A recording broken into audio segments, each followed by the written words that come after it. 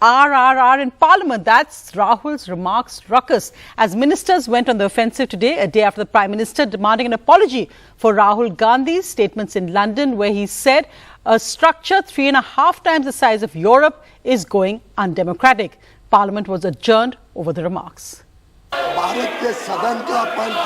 भारत को बदनाम करने की कोशिश की है. A slugfest over a speech.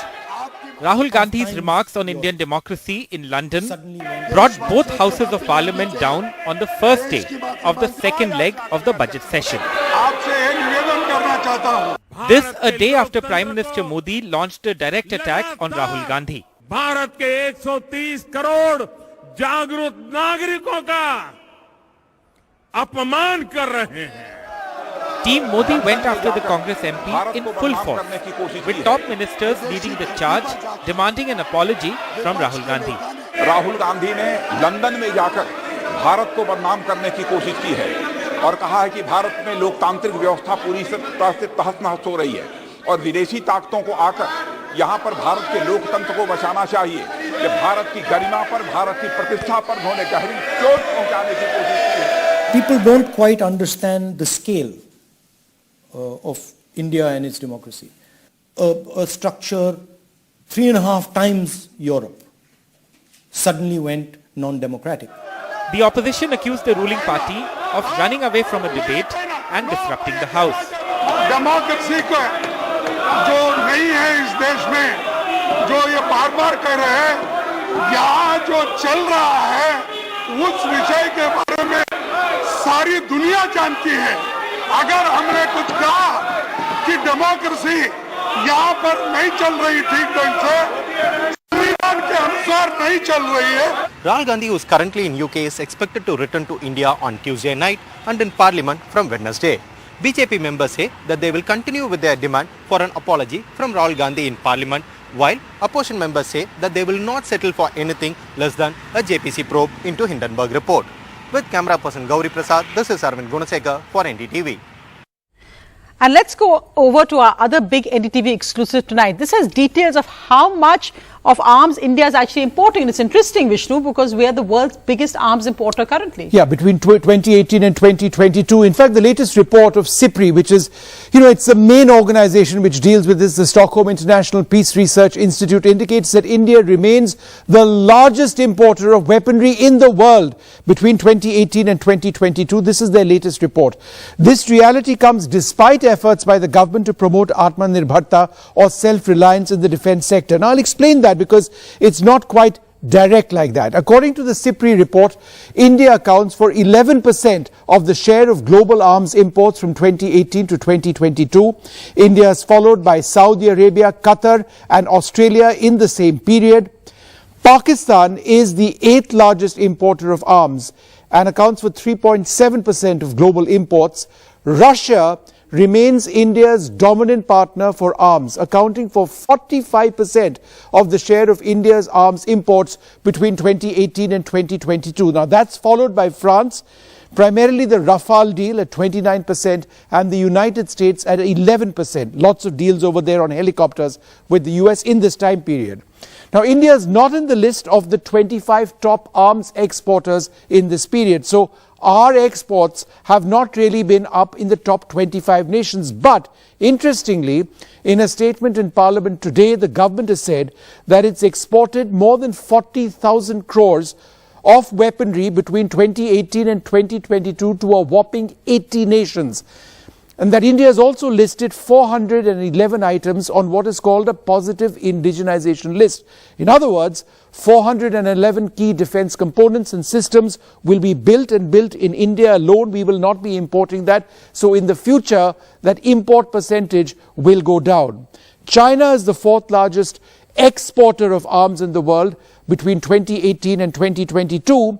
But one final point, Sonia, and if you were asking, why is it that India focuses on Atmanirbharta and yet we are such big arms importers? It's because our requirement is very large. And so the Atmanirbharta weapons we are buying are also entering, but we also need to import weaponry. Right, and of course we'll see how this picture actually changes in the next 4 years in that next report. But thanks, Vishnu, very interesting detail there, especially about, of course, India's 45% of arms imports still coming from Russia. Many of those, of course, replacements of weapon systems are currently being used. And let's go across now to Priyanshi on the other big headline, because the markets today, Priyanshi, were hit by US banks collapsing. So it's an irony really that the Indian regulatory system standing strong, but it's the US regulatory system that is now under fire. That's right, Sonia. In fact, there are several concerns whether startups' funds are stuck in the US banks after 2 banks collapsed in just a matter of the last 5 days. But let's just tell you that now the US government has stepped in after 2 banks in the United States collapsed. The Silicon Valley Bank had collapsed last week and was taken over by the US regulators. That marked the biggest banking collapse since 2008. Now, a second bank, the Signature Bank, has been shut by the US regulators after the stock price lost over 37% of its value in the last 5 days. Now, it's significant as this bank was one of the few to hold funds from cryptocurrency investors and startups. And with assets worth more than $110 billion US, the Signature Bank collapse actually marks the 3rd largest bank failure in the United States history. Now, after 2 banks collapsed in the United States in the last 5 days, startup owners with funds parked in the Silicon Valley Bank and the Signature Bank were worried whether their funds will be stuck, since these banks largely cater to startups and they've now been shut down. But the US government has reassured customers, saying that their funds are safe. Remember last week, the US Treasury Secretary Janet Yellen had said that they won't bail out these banks. So they're not bailing out the banks, but they're just saying that all deposits will be safely returned to the customers. Listen in to what US President Joe Biden said, reassuring the customers of the safety of the funds in the 2 banks. All customers who had deposits in these banks can rest assured, they'll be protected and they'll have access to their money as of today. Those responsible can be held accountable.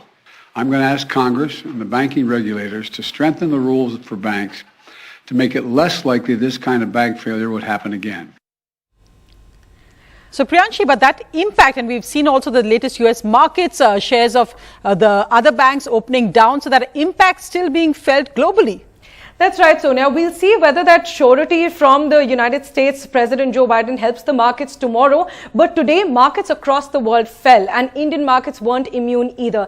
In fact, Sensex and Nifty both fell close to 1.5%. Sensex lost 897 points and it ended at 58,237, while Nifty fell 259 points and it ended at 17,154. So markets there fell by close to 1.5%, and businesses are worried about deposits being stuck in SVB and the Signature Bank and the impact of the collapse on global startups. Along with this, rising fears of interest rate hikes in the United States further pushed the markets down. And there's another development that is raising fears of higher rate hikes in India as well. India's retail inflation was above the RBI's 6% tolerance band for the 2nd straight month in February. The inflation rate did ease to 6.4% in February from 6.5% in Jan, but it's still above the comfort level. Interestingly, rural inflation has remained above urban inflation for the 9th straight month. Rural inflation was at 6.7%,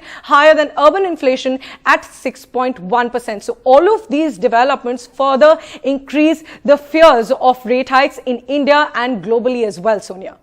Thanks, Priyanshi. So we'll keep an update on that, volatile times. But let's go across now to the other big headline, and that's the temperature in Mumbai, where maximum city is seeing maximum temperatures as there are heat wave warnings across India. But the hottest place in India, the hottest city, is currently Mumbai, where the mercury is hitting 39.4 degrees. Nayanthara has a look at what's happening with the weather.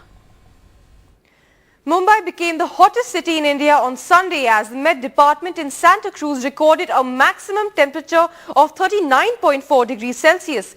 That's 6 degrees hotter than it ideally should be at this time of the year.